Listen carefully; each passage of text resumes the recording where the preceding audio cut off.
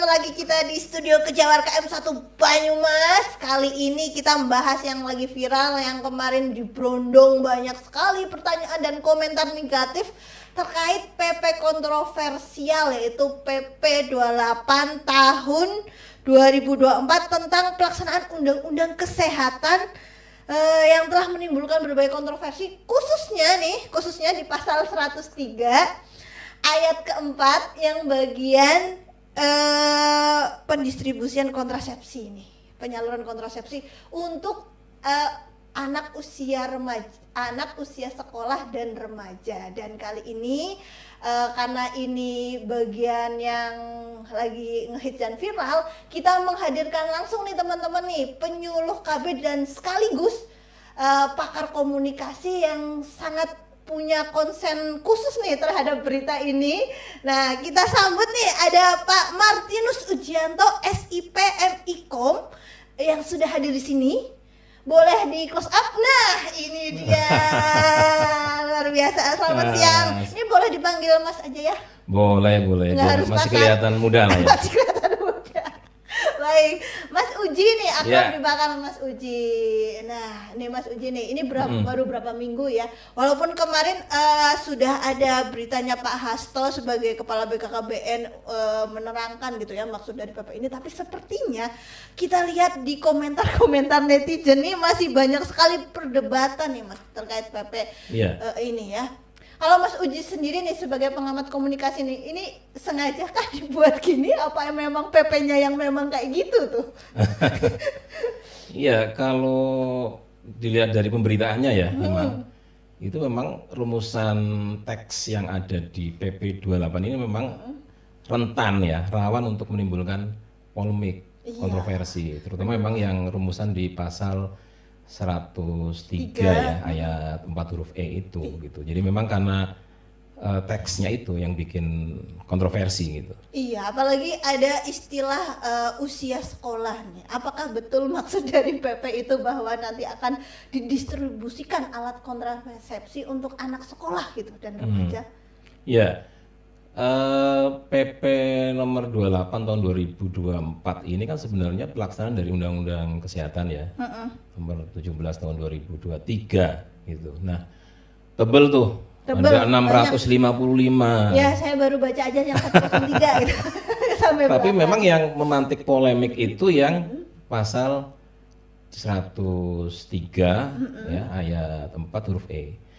Tapi sebenarnya kalau kita mau cermati, sebenarnya ada 3 isu loh yang potensi untuk bikin kontroversi. Nggak hanya yang penyediaan alat kontrasepsi untuk remaja. Ya ada 3 isu. Sekolah tuh yang paling ngeri tuh usia sekolah tuh. Ada 3 isu tuh sebenarnya yang berpotensi untuk memantik polemik ya.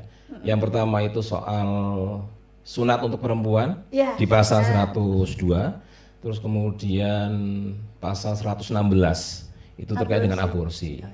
Ya contohnya yang sunat perempuan ini kan memang jadi kontroversi ya gitu. Kalau hasil penelitian dari Komnas Perempuan, terus UNFPA sama PSKK UGM di tahun 2017 yang dilakukan di 10 provinsi dan 17 kabupaten kota, itu memang mengungkap bahwa fakta sunat perempuan itu memang masih eksis di Indonesia, terutama karena alasan tradisi dan agama ya. Tradisi dan Padahal di tingkat internasional sebagai bagian dari ratifikasi konvensi penghapusan kekerasan terhadap perempuan, itu yang namanya sirkumsisi atau sunat perempuan itu memang dilarang karena dianggap menjadi satu bentuk pelanggaran hak asasi perempuan gitu loh.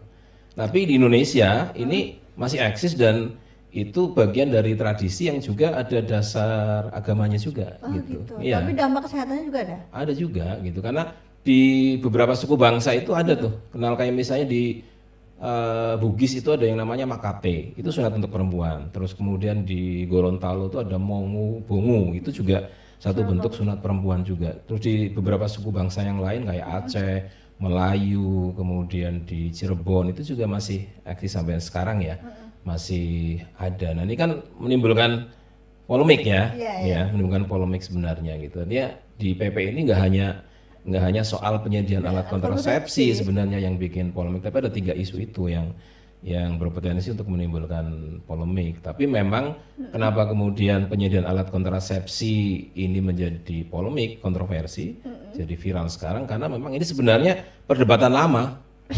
Iya, perdebatan lama yang kembali mengemuka gitu loh sekarang ini. Dan mungkin ditambah tuh kata-kata usia sekolah tuh. Iya, jadi yang jadi pokok kontroversinya itu kan memang rumusan ya, rumusan teks penyediaan alat kontrasepsi. Itu di pasal 102 ayat 4 huruf E ya. Jadi maksudnya dalam sistem pelayanan kesehatan reproduksi remaja itu ada dimungkinkan penyediaan alat kontrasepsi. Padahal kalau kita mau runut ya di Undang-Undang Kesehatannya sendiri, di Undang-Undang Nomor 17 Tahun 2023 itu tidak ada menyebut soal penyediaan alat kontrasepsi. Ya. Untuk remaja. Iya, gitu. Jadi kalau pelayanan kesehatan remaja itu ya sebatas kalau nggak salah itu hanya pelayanan Kespro, terus kemudian pelayanan kesehatan jiwa sama pelayanan klinis medis kayak gitu. Nah, untuk kesehatan produksi sendiri ya, kesehatan reproduksi sendiri itu sebenarnya sudah ada PP-nya loh. Itu PP nomor 61 tahun 2014 ya. Itu sudah ada peraturan pemerintah sendiri yang mengatur tentang kesehatan reproduksi, termasuk kesehatan reproduksi remaja. Dan di PP ini memang tidak disebutkan penyediaan alat kontrasepsi untuk remaja itu bagian dari sistem kesehatan reproduksi remaja. Gitu. Nah itu yang kemudian menimbulkan polemik ya, karena kenapa kok kemudian di PP 28 tahun 2024 tiba-tiba muncul rumusan itu kayak gitu. Ini yang kalau kita mau mau kita runut secara hukum, secara regulasi kayak keluarnya gitu. Aturan. Keluarnya aturan gitu. Jadi itu memang jadi saya kayak sekonyong-konyong muncul ya gitu. Terus kalau orang yang nggak baca, yang nggak biasa baca berita langsung jadi shock gitu ya. Walaupun seperti yang tadi saya sampaikan bahwa ini sebenarnya perdebatan yang bukan hanya sekarang. Ini pendekatan yang memang sudah lama ya terjadi di Indonesia. Dan ini kan seperti membuka kembali gitu loh. Membuka kembali perdebatan yang memang sekian lama itu boleh dibilang nggak ada titik temunya gitu. Nggak ada titik temunya. Dan bahkan setelah PP ini keluar berarti sekarang Uci, khusus kita ngomongin tentang usia sekolah dan remaja, berarti nanti akan didistribusikan alat kontrasepsi atau seperti dulu-dulu hanya tentang edukasi kesehatan reproduksi, tentang kesehatan yang tadi Mas Uci sampaikan, atau sampai ke yang disampaikan PP tadi itu? Iya. Kalau kita simak penjelasan dari Kemenkes ya melalui PLT Kepala Biro Komunikasinya, itu mereka menjelaskan bahwa tidak akan ada penyediaan alat kontrasepsi untuk remaja begitu ya dan usia sekolah. Tapi penyediaan alat kontrasepsi itu dikhususkan untuk remaja yang sudah menikah. Oke. Yang mungkin kalau BKKBN bilangnya pasangan usia subur. Nah, remaja yang sudah menikah. Cuma ini kan juga menimbulkan kontroversi juga ya, karena gini, kalau kita mengacu pada definisi remaja, kalau WHO itu kan definisinya rentang usia 10 sampai 19. Kalau Kemenkes sendiri sebenarnya ada Permenkes tuh tentang upaya kesehatan anak, dan di situ disebutkan usia remaja itu 10 sampai 18 tahun. Nah, kalau secara sosial di masyarakat kita, gampangnya nih, yang disebut sebagai remaja itu kan kalau 10 sampai 18 berarti usia SMP dan SMA kan kayak gitu ya. Iya. SMP dan SMA gitu. Artinya mereka masih duduk di bangku sekolah kan begitu. Sehingga kalau remaja yang sudah menikah itu berarti nggak masuk lagi dalam kategori remaja ya. Hilang statusnya ya. Tapi dia masuknya kategori dewasa, atau itu lebih tepat lagi yang disampaikan oleh Pak Hasto ya dari BKW itu memang pasangan usia subur kayak gitu. Yang di usia sekolah, maksudnya gitu mungkin ya. Pasangan usia subur, karena tadi tuh kalau usia sekolah dan berdasarkan keterangan dari Kemenkes sendiri kan remaja usia sekolah ya memang seharusnya yang dilakukan itu adalah abstinensi, tidak melakukan kegiatan seksual kan kayak gitu. Artinya tidak kemudian berhubungan seks sebelum menikah kan kayak gitu. Cuma tetap saja mau dijelasin kayak apa kayak gitu, itu tetap menimbulkan pro dan kontra, terutama kritikan dari unsur-unsur masyarakat yang memang menganggap bahwa ini kayaknya jadi pintu masuk, jadi lampu hijau, jadi legalisasi terhadap praktek pergaulan bebas di kalangan remaja kayak gitu. Makanya ketika kita ngelihat rumusan teks itu kita harus melihat bukan hanya teksnya tapi konteksnya juga gitu ya. Kita ngelihat konteksnya juga gitu biar nanti kita punya gambaran yang lebih tepat lagi gitu. Oke, berarti Mas Uci kalau ngelihat dari pengamatan komunikasi ini tidak mengkomunikasikan bahwa setelah PP ini keluar benar-benar akan dilakukan pendistribusian alat kontrasepsi ke remaja, enggak ya, kecuali pasangan usia subur walaupun yang masih usia remaja gitu. Ya, saya kira Kemenkes tidak seberani itu ya, tidak ya, enggak gitu ya. Seroboh itu ya. Dan BKKBN sendiri sebagai institusi yang leading sektor ya di keluarga berencana lewat Pak Hasto kan sudah menyampaikan bahwa distribusi Alkon itu hanya untuk mereka yang memang statusnya pasangan usia subur, artinya yang sudah punya pasangan yang sah ya, gitu. Kalau remaja kan enggak kayak gitu ya, jadi pasti enggak. Nah, untuk remaja memang kan lebih ditekankan soal edukasi. Ya. Nah, makanya kita harus melihat konteksnya. Memang kalau ada perbedaan sistem edukasi dan informasi kesehatan reproduksi remaja di negara berkembang sama di negara maju. Ada bedanya. Ya, ada bedanya. Nah, kalau di negara maju ya, itu titik tekannya itu adalah mengedukasi remaja di sana itu agar menggunakan alat kontrasepsi saat berhubungan seksual. Kayak gitu. Iya. Sementara kalau kita di sini negara berkembang kan bagaimana melakukan edukasi untuk mencegah jangan sampai ada perbuatan seperti itu.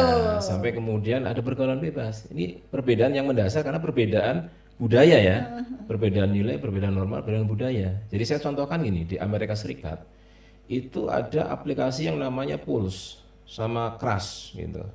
Itu aplikasi yang memang ditujukan ke remaja-remaja ya, untuk mengedukasi kalau kamu seksual intercourse, kalau kamu melakukan hubungan seksual, ya pakailah alat kontrasepsi. Alat kontrasepsinya ini kayak gitu misalnya gitu. Tujuan utamanya adalah untuk mencegah kehamilan tidak diinginkan gitu, unwanted pregnancy kayak gitu ya. Jadi fokusnya di sana kayak gitu. Kalau Indonesia enggak. Nah, karena di sana itu kalau dari penelitian ya di Amerika Serikat itu rata-rata remaja melakukan hubungan seks itu di usia 17 tahun. 17 tahun. 17 tahun. Itu mereka pertama kali melakukan hubungan seksual ya. Rata-rata loh ya, average, artinya umumnya ya. Nah, ketika mereka usia 18 tahun itu udah 60% dari remaja melakukan hubungan seksual. Kalau usianya bertambah 20 tahun itu persentasenya lebih gede lagi. Jadi 80% tuh. Gitu. Artinya memang di sana hubungan seksual di remaja itu boleh dibilang secara budaya itu bisa diterima gitu loh ya. Bisa diterima, diizinkan. Yang penting pakailah pengaman kayak gitu ya. Untuk menghindari resiko. Iya, untuk menghindari resiko, terutama resiko kehamilan tidak diinginkan, resiko penularan penyakit infeksi seksual dan sebagainya kayak gitu. Kan berbeda konteksnya kalau di Indonesia kan? Iya, kan nggak gitu kan? Nggak bisa gitu. Karena kita punya nilai norma budaya yang berbeda gitu. Kalau kita penekanannya lebih ke edukasi, ke remaja, biar nggak ke sana kayak gitu kan? Biar nggak ke sana karena hubungan seksual di luar pernikahan itu bagi kita adalah sesuatu yang memang tidak diperbolehkan, tidak diizinkan. Jadi itu memang konteksnya seperti itu. Nah, munculnya rumusan itu bisa jadi merupakan satu wujud, boleh dibilang kalau saya bilang ya mungkin pertarungan di antara gagasan itu ya, gagasan Kespro itu kayak gitu loh. Itu yang jadi persoalan gitu. Walaupun kalau kita ngacu pada fakta-faktanya memang cukup miris ya, cukup miris. Jadi misalnya fakta SDKI tahun 2017 itu mengungkapkan bahwa remaja-remaja kita usia 15 sampai 19 tahun itu sudah mulai punya pengalaman pacaran dan pengalaman seksual kayak gitu ya. Itu. Terus kemudian usia kawin pertama kita memang naik ya. Yang tadinya di bawah 20 tahun sekarang dari data BKKBN sendiri di usia 22 tahun ya, perempuan kayak gitu. Tapi yang mengkhawatirkan adalah pengalaman seksual mereka semakin muda. Pengalaman seksual ya? Beda pengalaman seksual sama usia nikah pertama. Iya, pengalaman seksual mereka itu artinya berarti di luar nikah kan? Iya, berarti sebelum Pengalaman, nikah. iya, pengalaman seksual mereka semakin muda, umur 15-19 tahun tuh sudah Oke. punya pengalaman seksual. Ini Udah kan satu pernah. hal yang mengkhawatirkan gitu Iya, loh. iya, iya. Nah, data-data ini juga yang kemudian dipakai, disodorkan oleh orang yang pro terhadap rumusan itu, gitu ya, terhadap rumusan penyediaan alat kontrasepsi. Mereka bilang, loh kan ini bukan soal yang normatif saja, tapi ini soal fakta di lapangan. Fakta di lapangan itu remaja kita sudah banyak yang sexually active, artinya aktif secara seksual, Betul.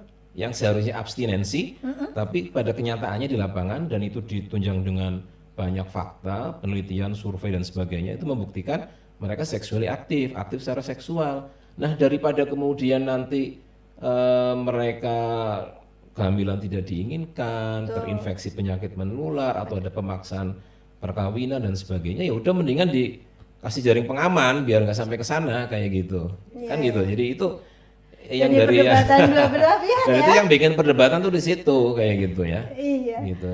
Nah, pertanyaan besarnya kan apakah kalau faktanya kemudian seperti itu solusinya adalah PP dikasih. itu dikasih Iya. pedisual Iya, kekhawatiran kita kan justru ketika kemudian dikasih itu ya memang akan jadi semacam permisif ya. Iya. Jadi kayak legalisasi eh, seksual di luar nikah, gitu, pergaulan bebas. Uang tidak disediakan saja Pak remaja itu menyediakan dirinya sendiri kok ya. Iya, tersedia di cut gitu ya. Iya ya betul. Nah ini tadi Mas Uji tuh nyinggung kalau sebenarnya PP itu tuh yang kontroversi ada 3 tuh, aborsi, sunat perempuan dan juga itu. Menurut Mas Uji kenapa yang paling booming, yang paling kayak diserang sama netizen itu bagian kontrasepsinya? Padahal kenapa nggak fokusin ke lain? Padahal itu kan PP ada 600 berapa halaman, bahkan ngatur rokok juga gitu-gitu. Iya. Kenapa yang jadi trending topiknya malah di kontrasepsi, bukan di aborsinya, bukan di sunatnya gitu-gitu. Iya, karena remaja itu kan memang di Indonesia selama ini cukup jadi perhatian ya. Itu perhatian apalagi kalau kita ngelihat dalam struktur penduduk kita ini generasi Z sama generasi Alpha ini udah nyampe hampir mungkin 40% dari populasi penduduk lah, yang mayoritas. Kemudian selama ini banyak yang concern terkait dengan remaja kita ya, anak-anak kita, terutama karena itu tadi pengaruh dari budaya pengaruh dari budaya luar yang kemudian memang faktanya kalau kita ngelihat seperti yang tadi saya sampaikan, angka yang buat kita miris itu kemudian terjadi kayak gitu. Nah, selain itu isu-isu yang lain ini kalau misalnya yang sunat ya, yang sunat perempuan ini kan lebih banyak yang pro di Indonesia ketimbang yang kontra, karena selama ini menjadi bagian dari tradisi berbalut agama. Jadi aku aja yang nggak tahu tuh. Iya, MUI sendiri, MUI ya itu pernah mengeluarkan fatwa, itu fatwa tanggal kalau nggak salah tuh 7 Juli tahun 2008. Itu fatwa tentang khitan perempuan. Isinya itu ada 3 intinya itu. Yang pertama, khitan itu merupakan bagian yang fitrah dan hukumnya itu makrumah. Makrumah itu maksudnya memuliakan gitu loh. Sehingga itu bagian dari syiar Islam. Cuma ada batasannya. Jadi batasannya itu hanya boleh membuang selaput di klitorisnya itu.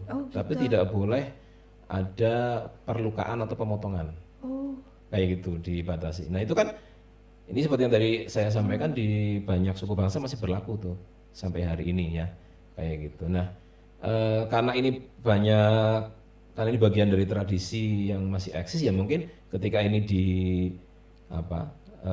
disampaikan atau dirumuskan di PP mungkin tidak terlalu sepolemik yang penyediaan alat kontrasepsi ya gitu. Walaupun Kemenkes sendiri pernah melarang praktek sunat itu melalui Permenkes ya di tahun 2010, tapi kemudian dicabut Permenkes tahun 2014. Oh pernah ada tuh dicabut. Pernah ada, ya. Alasannya itu sunat perempuan itu lebih dominan di ranah tradisi dan budaya masyarakat, bukan di ranah medis. Jadi artinya nggak berpengaruh ke kesehatan. Beda sama cowok. Nggak perlu diatur di dalam perlu ini. Diatur. Ya. Tapi kalau secara faktual ya pasti ya, karena ini kan kalau di Indonesia kita mengenai P2GP. Ya, P2GP itu maksudnya pemotongan atau perlukaan genital perempuan. Itu ya sunat perempuan itu. Ini memang ya pasti akan beresiko terhadap perempuan ya. Beresiko karena umumnya itu dilakukan bukan oleh tenaga tenaga bukan medis kayak terapi. sunat cowok yang harus ke rumah sunat apa gitu enggak ya? Iya. Tapi di beberapa budaya itu sunat perempuan juga dirayakan loh. Oh gitu, berarti apa aja yang gak gaul teman-teman. Iya kayak gitu ya. Cuma resikonya itu. Kenapa kemudian itu menjadi salah satu hal yang direkomendasikan untuk dihapus di konvensi itu yang SIDO itu ya, yang penghapusan semua bentuk kekerasan perempuan itu karena menganggap ini sangat berbahaya untuk perempuan, beresiko ya secara kesehatan maupun keselamatan gitu. Nah ini kenapa ini nggak terlalu sepolemik itu karena memang karena ada tradisi itu ya, ada kan udah tradisi bagian dari tradisi. Bagian dari tradisi ya.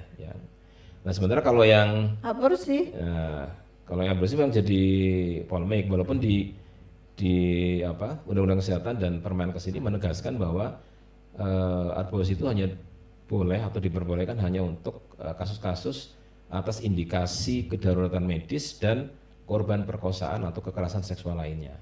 Oh gitu. Ya kayak gitu ya. Cuma ya ini tetap akan menimbulkan polemik karena beberapa unsur masyarakat, beberapa tokoh agama ya tetap menentang aborsi dalam segala bentuknya kan. Ada juga ya yang menentang seperti itu, sehingga ini potensi memang menimbulkan polemik juga. Cuma memang kayaknya yang lebih lebih teknis mungkin akan diatur viral ya. itu yang kontrasepsi itu. Kontrasepsi kayak gitu. Nah, terus nih Mas Uci kan juga penyuluh KB nih, terus nanggepin biar PP ini nggak kontroversi, jelasin gitu ya ke masyarakat, karena Mas Uci kan langsung bersinggungan sama masyarakat. Jelasin tentang PP ini bahwa nggak seperti yang diberitakan, itu gimana tuh cara mengkomunikasikannya tuh? Iya, ya memang dari masyarakat banyak pertanyaan ya. Iya pertanyaan tuh, boleh ya? Oh sekarang boleh gitu. Dari orang tua, dari kader, dari guru-guru ya, sekolah ya, pendidikan sekolah, dari mitra kita juga banyak pertanyaan, emang banyak yang juga japri wapri gitu. Ini bener nih anak sekolah mau dikasih alat kontrasepsi gitu kan. Itu kan jadi pertanyaan-pertanyaan simpel yang sering diajukan ke kita gitu ya. Ya pasti kita akan menjelaskan bahwa selama ini BKKBN konsentrasinya lebih ke edukasi ya. Lebih edukasi untuk preventif sebenarnya. Artinya jangan sampai kemudian perilaku yang beresiko itu, seksual beresiko itu kemudian terjadi kan gitu ya. Itu bukan kemudian memfasilitasi. Bukan memfasilitasi iya, teman-teman. memfasilitasi ya. Karena sudah ditegaskan ya bahwa alat kontrasepsi itu hanya untuk push kan gitu ya, untuk pasangan usia subur. Gitu. Sehingga nanti dalam prakteknya pasti nggak akan seperti itu, dan itu sudah ditegaskan oleh Kemenkes sendiri. Tapi menurut saya sepanjang kemudian rumusan tekstualnya itu masih ada, ya pasti akan menimbulkan polemik. Gitu. Sehingga secara pribadi saya bilang ya nggak ada salahnya sih kayaknya pemerintah lalu Kemenkes mungkin untuk merevisi ya. Walaupun gitu ya. artinya dihilangin aja dari bagian pelayanan kesehatan reproduksi untuk remaja. Karena memang penekanannya kan lebih ke edukasi, ke preventif gitu ya, ke edukasinya. Jadi selama itu rumusan itu ada di situ, ya pasti akan selalu dikejar tuh sama pihak-pihak yang nggak setuju. Walaupun Menkes sendiri mengatakan mau baru dibuat udah direvisi kan kayak gitu. Tapi saya kira nggak ada salahnya juga gitu. Karena yang jadi problem itu kan memang pro kontra kita terhadap sebuah regulasi itu sayangnya itu terjadi setelah regulasi itu diundangkan. Ya, artinya pro kontra itu kan sebagai bagian yang wajar dalam sebuah sistem kehidupan negara dan berbangsa yang menganut sistem demokrasi ya, wajar gitu ya. Bahkan harus ada perdebatan. Berarti dibaca ya. Karena semakin banyak argumen gitu maka kualitas dari sebuah kebijakan itu kan semakin bagus. Karena itu merupakan perasan atau saripati dari begitu banyak pemikiran, begitu banyak argumen dari semua lapisan masyarakat kan kayak gitu ya. Idealnya seperti itu. Cuma sayangnya di Indonesia ini tidak hanya PP ini ya, juga regulasi-regulasi yang lain itu sebelum sebuah regulasi itu diundangkan itu tidak tersedia cukup forum-forum publik yang memungkinkan ya semua unsur masyarakat itu untuk ngasih komentar, ngasih pandangan, ngasih kritik, ngasih keberatan kayak gitu. Sehingga yang terjadi kemudian adalah perdebatannya itu pasca setelah diundangkan kan ribut-ribut kayak gitu.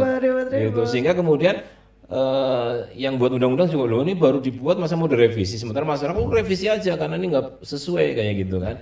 Gitu. Jadi ada baiknya itu pembelajaran kita bersama ya ke depannya kalau kita mau bikin regulasi terutama untuk soal-soal yang sensitif ya di masyarakat karena menyangkut nilai, menyangkut norma, menyangkut ajaran agama, ada baiknya itu kemudian dikonsultasikan secara luas dulu di masyarakat. Atau uji publik dulu gitu ya. Kalau dikeluarin gimana gitu. Karena memang sudah ada kan, jaminannya itu sudah ada tuh, jaminan undang-undangnya. Kita punya Undang-Undang Nomor 12 Tahun 2012 tentang pembentukan peraturan perundang-undangan. Kita juga punya peraturan pemerintah tentang jaminan partisipasi masyarakat dalam pemerintahan daerah. Di situ dengan tegas menjamin partisipasi masyarakat dalam pembentukan undang-undang di semua tingkatan ya, dari mulai undang-undang, terus kemudian peraturan pemerintah, terus perda, ya dan sebagainya itu ada jaminan. Nah itu yang menurut saya memang sudah harus direalisasikan, sehingga kita akan meminimalisir kontroversi yang tidak perlu, apalagi yang kemudian terjadi setelah undang-undang itu dikeluarkan kan, itu menurut saya nggak produktif lah kayak gitu. Kalau menurut Mas Uji nih dari dikeluarkannya PP itu ada nggak dampak positifnya selain nama kita jadi sering mencuat nih? Ya dampak positifnya pasti itu ya kalau soal kesehatan reproduksi itu menjadi satu semacam warning system ya buat kita ya, peringatan buat kita bahwa soal remaja ini kita masih punya PR yang begitu besar ya. Pemerintah kan sudah mencanangkan generasi emas 2045. Nah kalau kita bicara soal generasi emas 2045 kan berarti remaja-remaja kita nih, generasi Z, generasi Alpha yang saat ini ada, yang mereka yang nanti akan jadi generasi kita di 2045. Tapi mereka hari ini itu sudah diliputi dengan begitu banyak persoalan yang tadi kita sampaikan ya, gitu, termasuk perilaku seksual beresiko, kemudian penurunan infeksi penyakit infeksi ya menular, terus kemudian pernikahan usia dini dan sebagainya kan masalah-masalah yang kemudian mengemukakan. Ini kemudian memang harus ditindaklanjuti secara serius gitu. Artinya kalau kita tidak menghendaki kemudian ada frase penyediaan alat kontrasepsi untuk remaja, ya berarti kita harus bekerja lebih keras lagi ya untuk melakukan edukasi di berbagai lini, sehingga kita pastikan bahwa anak-anak remaja kita itu memang mendapatkan bekal pengetahuan dan role model yang cukup baik sehingga mereka bisa menghindarkan diri dari masalah-masalah itu. Gitu. Itu yang menurut saya dampak positifnya. Jadi mengingatkan kita kembali komitmen kita untuk pendidikan ke remaja khususnya terkait dengan kesehatan reproduksi, karena memang ini masalahnya sudah serius kayak gitu. Nah kalau kita nggak mau ngambil jalan seperti negara-negara maju ya berarti kita harus lebih kerja keras soal edukasi ke punya jalan lain. Iya, jalan yang memang sesuai dengan norma, sesuai dengan nilai yang memang dimungkinkan diizinkan ya di masyarakat Indonesia. Cuma memang kita juga punya PR ya kalau kaitannya dengan komunikasi. PR-nya kita adalah merubah pendekatan. Oh iya tuh, pendekatan apa tuh yang pendekatan? BKKBN kan punya tagline baru kan? Ya, cara baru untuk generasi baru kan? Cara baru untuk generasi baru. Generasi baru itu siapa? Generasi baru itu kan salah satunya termasuk ini remaja kita, Gen Z dan generasi Alpha. Ya, terus cara baru itu seperti apa? Cara baru itu berarti kita harus punya pendekatan baru ke mereka. Nah, cara yang lama di usia-usia mungkin saya sama Mulan, ya, waktu masih remaja. Cara lamanya itu kan komunikasinya sifatnya satu arah tuh. Satu arah. Ya, satu arah ya. Ya, sebagai orang tua kita selalu cenderung untuk memberikan nasihat ke remaja kita ya. Harus ini, harus itu, nggak boleh ini, nggak boleh itu. Dan nurut. Kayak gitu ya. Walaupun nurutnya juga nurut dongkol juga kan ya. Tapi dia nurut dia. Nurut terpaksa juga. Nah, kita kan pernah mengalami masa remaja juga. Kalau kita terlalu sering dikasih nasihat, itu juga nggak senang juga kan, ya nggak ikhlas banget juga kayak gitu loh, ya kan. Apalagi anak sekarang. Apalagi anak sekarang, berarti kita harus merubah cara, merubah pendekatan. Nah, yang efektif tuh. Yang efektif itu bukan kemudian kita membombardir mereka dengan begitu banyak nasihat, tapi kita memberikan kesempatan kepada mereka untuk menemukan sendiri. Pesan-pesan itu gitu. Jadi kita kasih kesempatan gitu ya.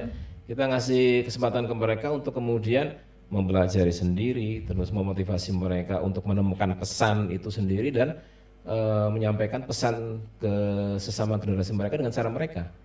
Dan itu pernah kita lakukan ya. Saya pernah melakukan karena saya ngeliat wah ini kayaknya nggak udah cocok lagi nih kalau dikasih penyuluhan nasihat. Misalnya gini, gampang. Kita mau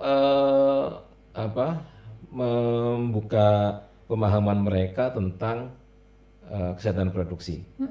Gampang. Kita minta misalnya soal ini ya, soal pergaulan bebas misalnya. Atau pergaulan dini ya. Kita minta ke anak-anak remaja kita udah sekarang coba bikin film pendek. Ya, film pendek untuk karena generasinya juga generasi milenial kan, generasi digital. Ayo bikin film pendek temanya topiknya terkait dengan pergaulan bebas kayak gitu, tentang pendidikan usia dini kayak gitu ya. Nggak harus pakai kamera-kamera yang bagus-bagus, pakai HP kalian udah bisa TikTok karena tuh konten kreator kan sekarang anak-anak. Iya kayak gitu, menjadi konten kreator.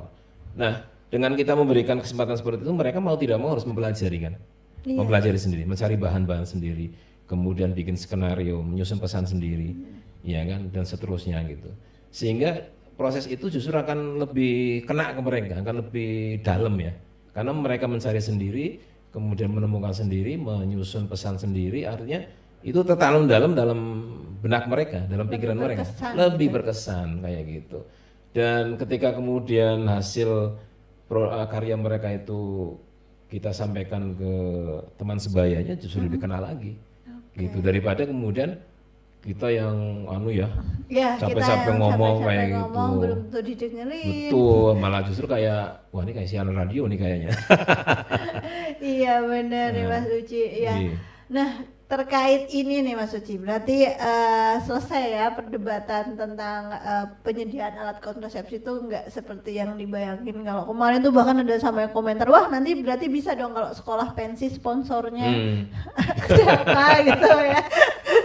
Gitu, tetap nggak gitu ya, nggak gitu, tetap ada aturan khusus ya Mas Uci ya. Nah kalau tadi positifnya ada nih dari PP itu nih, langkah kita nih sekarang nih Mas Uci, khususnya Mas Uci sebagai penyuluh KB dan mungkin saya yang di BKKBN dan mungkin teman-teman Banyumas Lover yang nonton yang punya kedekatan terhadap punya kepedulian nih tentang remaja dan alat kontrasepsi. Setelah PP itu muncul, kita tuh harusnya gimana nih? Pasti kan masih banyak orang yang salah paham nih Mas Uci nih. Kita harus ngapain nih sekarang nih? Kita kira-kira apakah kita selalu menepis tentang PP itu, kita membuat konten atau kita membuat sosialisasi baru atau gimana biar remajanya tuh ngerti bahwa PP itu tuh nggak gitu maksudnya. Iya. Kalau dalam strategi komunikasi, kalau ada sesuatu kalau bisa strategi komunikasi, gimana tuh? Kalau dalam strategi komunikasi yang saya pahami ya, ketika kemudian ada sesuatu yang viral itu sebenarnya menguntungkan buat kita tuh. Iya. Ya? Menguntungkan buat kita karena itu menjadi momen bagi kita untuk mengangkat isu ya, mengangkat topik yang lagi viral itu sebagai bagian dari proses edukasi masyarakat atau kampanye. Karena kan dengan adanya kontroversi ini kan berarti perhatian masyarakat jadi lagi ke situ kan. Yang tadinya mungkin nggak nggak concern, nggak peduli, sekarang mereka berani ke situ. Nah itu kan menjadi kesempatan bagi kita untuk masuk melakukan edukasi. Nah kalau dalam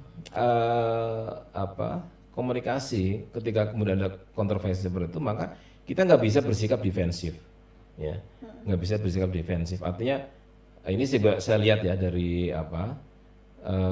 praktek komunikasi publiknya para pejabat kita di kementerian itu. Memang ada baiknya jangan defensif ketika ada kontroversi, jangan bilang enggak nolak kayak gitu. Enggak gitu. Karena nyatanya itu sudah menimbulkan kontroversi ya, karena teks itu kan multi interpretasi, betul, multi tafsir kan, dan mereka menafsirkan berdasarkan konteksnya, artinya berdasarkan pengalaman, berdasarkan pengetahuan, berdasarkan nilai-nilai yang mereka miliki, sehingga tidak mengherankan teks itu bisa jadi kontroversi kan karena itu. Makanya kita nggak bisa kemudian bersikap defensif, tapi yang harus kita lakukan adalah membuka ruang untuk diskusi, ya, membuka ruang untuk diskusi sehingga kita bisa menyampaikan, ya, menyampaikan secara jelas gitu tentang posisi kita seperti apa. Posisi ya, kita. Karena ini kan sudah, ini kalau menurut saya sudah soal bagaimana posisinya sebenarnya apa sih. Pertanyaannya kan Kemenkes ini posisinya mau yang ikut negara maju atau mau ikut kita gitu kan. Posisinya itu. Nah, itu kan hanya akan bisa dimengerti oleh masyarakat ketika kita membuka ruang diskusi sebanyak mungkin ya, sebanyak mungkin sehingga bisa menegaskan posisi kita tanpa harus kemudian bersikap defensif kayak gitu ya. Karena semakin kita defensif orang akan semakin ngejar kan gitu. Karena rumusannya ada di situ kayak gitu. Sehingga yang perlu kita lakukan memang melakukan sosialisasi, melakukan membuka ruang untuk diskusi sehingga kekhawatiran dari banyak pihak terhadap isi dari PP ini atau nanti pasca PSP ini diundangkan itu kemudian akan bisa diakomodasi, akan bisa dapat klarifikasi lah kayak gitu ya, sehingga kemudian kita bisa memahamkan mereka lebih jauh bahwa posisi kita ini sebenarnya ini nih sesuai dengan nilai norma kita ya posisinya kayak gini. Terus kemudian agenda kita yang jauh lebih penting adalah ini edukasi ke remaja gitu ya. Lebih penekanannya di situ. Kalau penjagaan alat kontrasepsi ya untuk push kan kayak gitu. Nah kalau kemudian nanti ujung-ujungnya tetap ada desakan untuk merevisi ya menurut saya tidak ada salahnya. Daripada itu kemudian menimbulkan polemik berkepanjangan kayak gitu. Yang justru menurut saya tidak produktif kayak gitu. Nah, kalau semisal itu nggak direvisi nih setelah keluarnya PP itu, kalau menurut Mas Uci nih, pemerintah selanjutnya ngapain nih demi melindungi remaja kita biar nggak ikut pergaulan bebas, kesehatan reproduksinya terjamin gitu-gitu. Langkah selanjutnya setelah PP ini keluar nih, kita ngapain gitu kalau pemerintah tuh? Iya. Kalau posisi kita kan sebenarnya sudah jelas ya. Posisi pemerintah Indonesia melalui BKKB, Pembangunan Kemenkes kan sudah jelas bahwa kita tidak melegalisasi, tidak kemudian mengakomodasi, memfasilitasi praktek seksual beresiko di kalangan remaja berkeluarga bebas. Praktek seksual beresiko ya? Nggak boleh ya, itu nggak boleh. Makanya bagaimana jangan sampai, gitu, jangan sampai remaja ke situ ya, jangan sampai ke situ. Makanya yang penting adalah menurut saya pemerintah perlu untuk menggencarkan edukasi di kalangan remaja dengan cara-cara baru tadi tuh ya. Dengan cara-cara baru yang lebih mengena ya ke generasi baru kita. Gitu. Karena cara-cara lama itu sudah usang lah ya, udah nggak efektif lagi, udah nggak bakal diterima oleh generasi kita yang sudah berbeda karakteristiknya kayak gitu ya. Itu menggencarkan itu edukasinya. Nah, tentunya ini nggak bisa sendirian kan pemerintah kan. Makanya perlu mengajak pihak-pihak lain, seluruh komponen masyarakat, enggak itu mungkin parlemen, enggak itu kemudian insan pendidikan, organisasi profesi, ormas keagamaan, semua perlu diajak untuk punya komitmen yang sama, kolaborasi dan kolaborasi ya, berkolaborasi di aksi nyata untuk melakukan edukasi ke remaja kayak gitu. Dan itu kan hanya bisa dilakukan ketika pemerintah sudah bisa mengklarifikasi posisinya, ya kan, posisinya. Oh iya, saya memang sama kok seperti kalian, saya juga nggak mengizinkan pergaulan bebas kayak gitu. Kalau posisinya sudah terklarifikasi kan menurut saya bisa ngajak kerjasama. Tapi sepanjang posisinya itu nggak terklarifikasi, ya sulit untuk kemudian bekerja sama, apalagi berkolaborasi gitu. Jadi itu hal-hal yang memang harus lakukan pemerintah, dan seperti yang tadi saya sampaikan, ini kita punya PR besar ya. Angka-angka yang tadi saya sampaikan itu kan hanya boleh bilang puncaknya lah gunung esnya, tapi faktanya mungkin jauh lebih miris ya dari itu. Gitu. Apalagi kasus kesehatan reproduksi sekarang kan nggak cuma seks bebas ya, sekarang kan banyak sekali yang sesama jenis gitu-gitu lah Mas Uci, remaja. Betul gitu, makanya ya ini menjadi PR kita bersama. Artinya kehadiran PP ini dengan segala kontroversinya harusnya bisa menjadi pintu masuk kita untuk lebih secara serius ya, secara serius untuk kemudian melakukan edukasi ke remaja dengan cara-cara baru tadi itu yang saya rekomendasikan gitu. Artinya kalau untuk BKKBN sendiri berarti